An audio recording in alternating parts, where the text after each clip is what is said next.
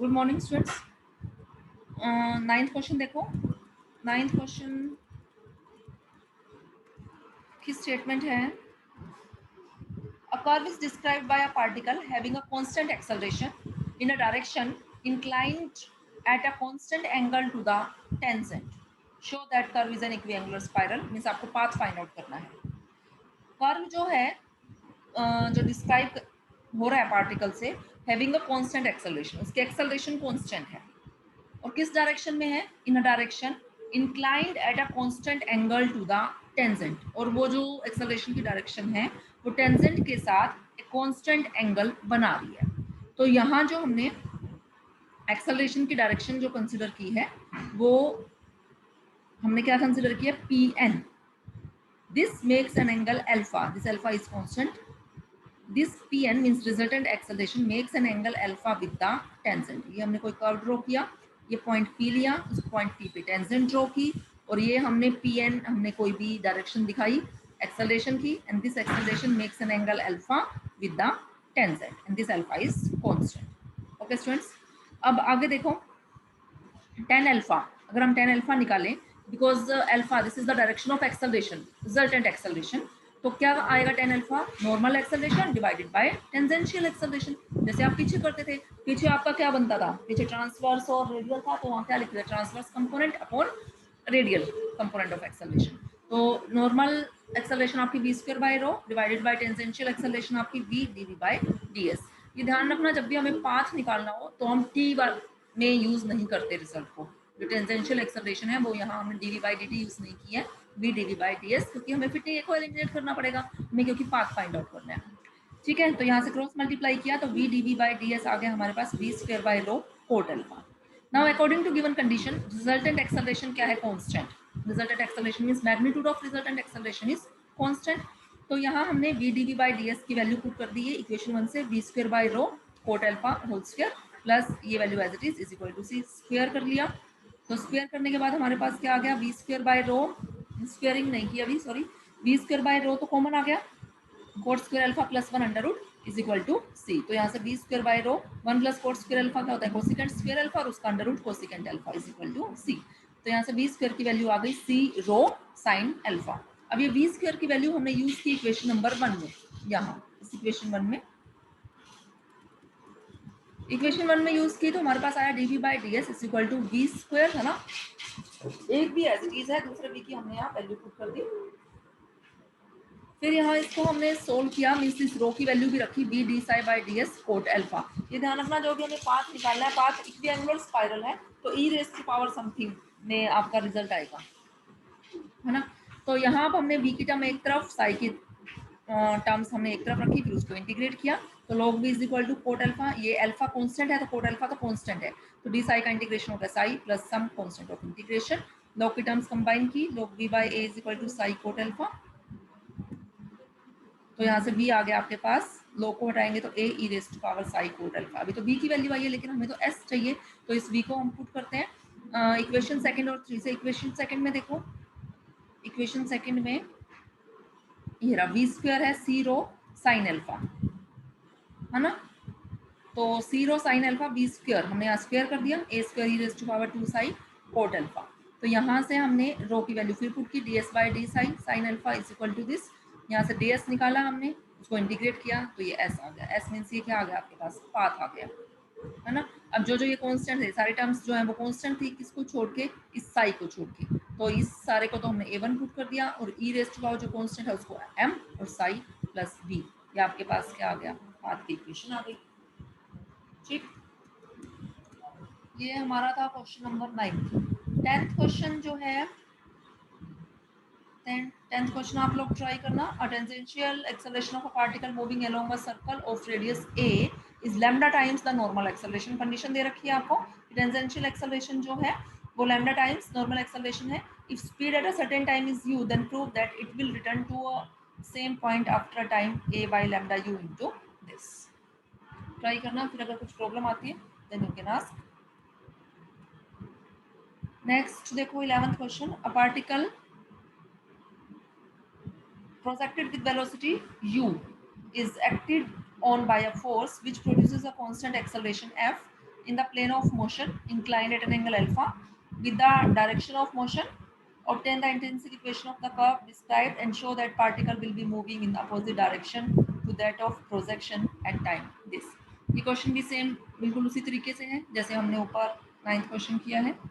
You can try this question. 12th question देखो.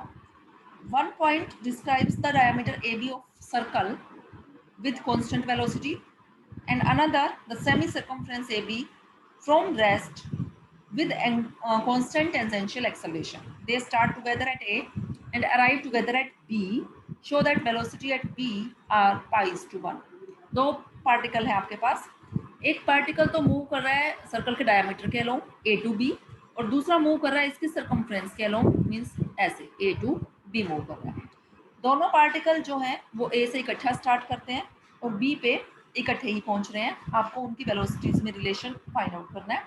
और क्या कंडीशन दे रखी है, जो first particle along the diameter move करता है वो उसके लिए वेलोसिटी कांस्टेंट है और सेकंड जो अलोंग सेमी सर्कमफ्रेंस मूव करके आता है उस विद कांस्टेंट उसके लिए टेंजेंशियल एक्सेलरेशन कांस्टेंट है. ठीक है, फर्स्ट वाले के लिए वेलोसिटी और सेकंड वाले के लिए टेंजेंशियल एक्सेलरेशन कांस्टेंट है. हम फर्स्ट वाले के लिए बात करते हैं. फर्स्ट पार्टिकल मूव कर रहा है along the diameter A B और अगर हम इसकी रेडियस ए ले लेते हैं सर्कल की तो डायमीटर हो गया आपका 2a. Let t1 be the time taken by the first particle in moving from A to B along the diameter. Then AB means distance is equal to velocity into time. वो velocity से B से move कर रहा है तो AB क्या हो गया B into t1. Now from equation 1 and 2 AB की वैल्यू तो क्या है हमारे पास 2a तो V t1 is equal to 2a. तो यहाँ से t1 आ गया हमारे पास 2a by b. ठीक है, अब हम बात करते हैं सेकंड पार्टिकल की. अब सेकंड पार्टिकल मूव कहाँ से कैसे कर रहा है along the semi circumference of the circle. वो कैसे मूव कर रहा है ऐसे along the semi circumference of the circle. Second particle के लिए टेंजेंशियल एक्सेलरेशन जो है वो कांस्टेंट है. Tangential acceleration means dv by dt constant है means dv is equal to lambda dt. तो v क्या आ गया लैम्डा t प्लस c. एक कंडीशन और दे रखी है उसने कि वो स्टार्ट कर रहा है फ्रॉम रेस्ट मींस हमें यहाँ इस कांस्टेंट की वैल्यू फाइंड आउट करनी है. उसके लिए इनिशियल कंडीशन चाहिए. तो initially at point A particle is at rest means v is equal to 0 at t is equal to 0.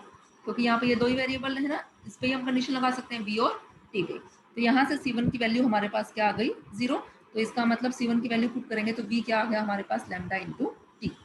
v क्या होता है ds बाई डी टी. तो ds बाई डी टी क्या आ गया लैम्डा टी. तो ds क्या आ गया लैम्डा टी डी टी. तो s आ गया lambda T square by plus some constant.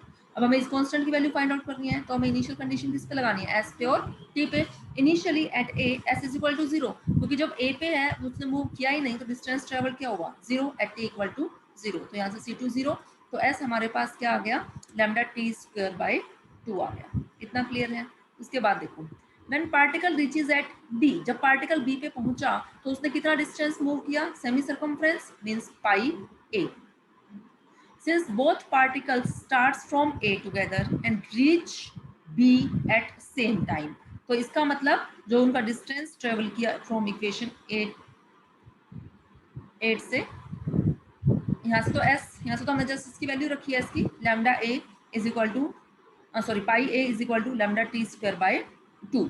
तो यहाँ से हमारा क्या आ गया कि जब उनका टाइम सेम था t और t1 क्योंकि वो सेम टाइम में पहुंचे तो यहाँ पर भी हम जो हमने t यूज़ किया इस t को हम t1 से रिप्लेस कर सकते हैं क्योंकि फर्स्ट पार्टिकल के लिए हमने टाइम t1 यूज़ किया हुआ है ना.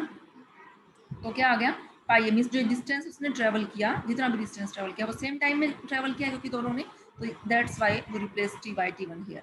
Now putting the value of t1 from 3 third equation से हमने t1 जो हमने निकाला हुआ था फर्स्ट पार्टिकल के लिए वो वैल्यू हमने आज पुट की value lambda by 2 by B whole square. तो यहाँ से pi A is equal to क्या आ गया आपके पास सोल्व करके ये वैल्यू आ गई मीन्स लैम्डा हमने यहाँ से निकाल लिया. लैम्डा क्या आ गया पाई बी स्क्वायर बाई 2a.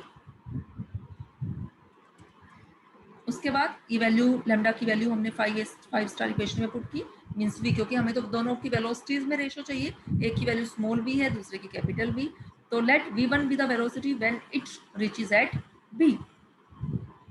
तो हमने इस v को v1 से रिप्लेस किया तो v1 is equal to pi b square t1 by 2a. तो यहाँ से v1 क्या आ गया पाई b स्क्वायर बाय 2a. इस t1 की वैल्यू पुट कर दी क्योंकि t और t1 में तो कोई फर्क है ही नहीं आपके पास. तो यहाँ से हमने रेशो निकाली उसकी v1 और v की, तो वो रेशो क्या आ गई, π/1।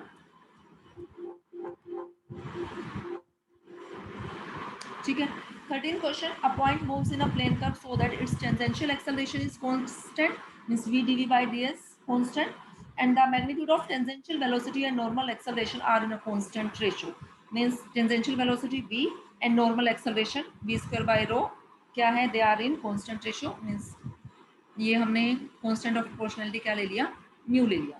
हमें क्या निकालना है, intrinsic equation of curve, that's why we have used here v dv by ds। मैं आपको बार बार कह रही हूँ, यहाँ हम value dv by dt use इसलिए नहीं किया क्योंकि हमें पाथ निकालना है और पाथ के लिए हमें t रिक्वायर्ड नहीं है, that's why we are using this value. ठीक है, ये दो कंडीशंस हैं, आपने सोल्व करना है, यहाँ से पाथ की इक्वेशन आपको फाइंड आउट करनी है। Okay students.